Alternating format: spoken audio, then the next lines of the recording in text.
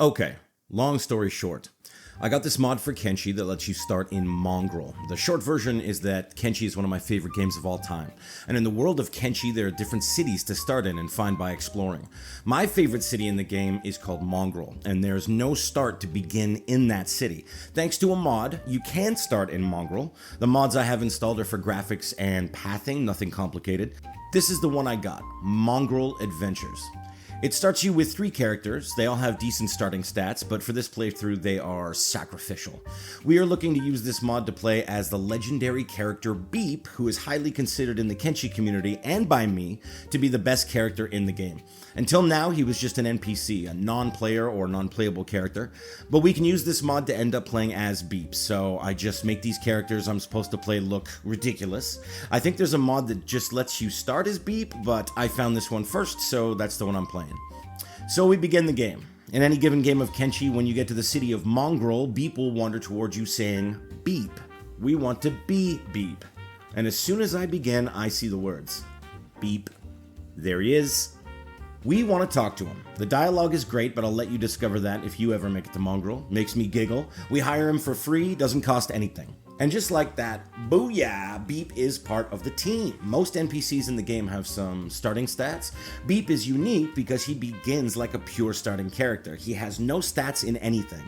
The 3 original characters have some battle stats, and we want to start as Beep the Pure, a true nothing. So here's what I do. I go into the squad tab and make Beep his own squad. I name the team of the starting characters Good Luck. I select them, open the map, click a spot, and let them try to run for it. Good luck. Even with decent starting stats and athletics much higher than Beep's, we'll see how far they make it. I could just dismiss them from my group, but this is a little more fun, in a kind of weird, sadistic way. The first thing I use Beep's cash for is to join the Shinobi Thieves. I love Beep. I want to honor him, and I think he should be a ninja. I'm also going to buy him a crossbow and some darts. Shooting crossbows makes your perception, dexterity, precision, all of that level up just by shooting stuff. And I don't buy him a close-up melee weapon because I want him to be a martial artist. He can shoot from a distance, but if they get close, he's got to punch and kick them. Now I'm going to teach even the most experienced Kenshi players a new trick. I personally feel athletics is the most important starting stat for any Kenshi character. The higher the athletics, the faster you can run, and since everything in Kenshi wants to kill you, outrunning that seems important to me. Since I can't fight or use weapons or no kung fu or anything, I'm garbage like a baby. If you hold down the left shift button and right click, not left click, not wheel click, but hold down shift the entire time and right click some waypoints back and forth across the visible map, your character will run back and forth between those waypoints. Athletics rises faster when you aren't encumbered by anything, so I just run back and forth for as long as it takes me to reach a speed of like 90. I sit here and oversee Beep doing laps across the interior of the city. This is my game, watching him run. This is training. This is Kenshi. And I do this all day long, all night long. I'm not taking any chances with Beep's training. It's gonna be harsh. Anyway, let's check in on what happens even when good runners leave Mongrel and try to run through the Foglands. Aw, that's too bad. Aw, smashed. Aw, carried off. Aw, smashed and carried off. Aw.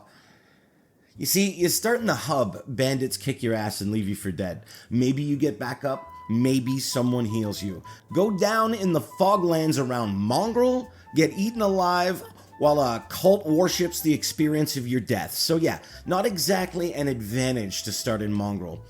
So we just keep running laps, and keep running laps, and we then keep running laps, and everyone else dies. And now all we are is Beep in Mongrel, so it's on. Day 2, Athletics 21, Run Speed 92. I can outrun most things. Day 3, Athletics 26, Run Speed 95. I have done nothing in this game but practice outrunning danger. And I practice that more than anyone else in the world, so I will be better at that than anyone else in the world. Like in life. That's Kenshi. I buy myself new digs. I look cool. And then, since I'm a Shinobi Ninja, I make my way to the Shinobi Tower. They have practice equipment, and I intend to use it. Practice. Become strong. I am Beep. Here's how I use the shinobi to practice multiple skills at once. On the second floor, there's a lockpicking chest that can raise your lockpicking skill to 20. Instead of just clicking and using it, I assign it as a job. I do that by holding left shift and right clicking it. That way I can give myself commands and I'll auto return to the chest after each command. I go into sneak. Now, you can't steal from or attack the shinobi, but you can, for whatever reason, practice assassination on them. If you jump out like you're Kato and they're all Pink Panthers, it's like they respect that or something. You start out with 0% chance of pulling off an assassination, but failing is the best way to level. Right now, I have ones in stealth, lockpicking, and assassination. See this guy? I fail at knocking him out, which makes me fail at sneaking. I auto sneak back to the lockpicking chest while they freak out. They say it's not cool, but they let it happen. Now I fail at knocking out that guy. Auto sneak back to lockpicking. Wham! Fail on that guy, they all freak out, but nothing happens. Now, all I did was fail at knocking out a few guys. Stealth 4, lockpicking 2, assassination 13. And we're going to keep doing this over and over and over. Some people say this is cheesing the game, but I disagree. I have to sit here for a very long time and practice doing nothing but this. I'm putting in the time and effort here. I don't have a code I've put in for auto stats. I have to spend my real time doing nothing but this over and over and over and over and over. Are doing push-ups cheesing your muscles? No, you have to do them over and over until you're strong. And it takes a lot of time, so don't tell me I'm cheesing when what I'm really doing is training.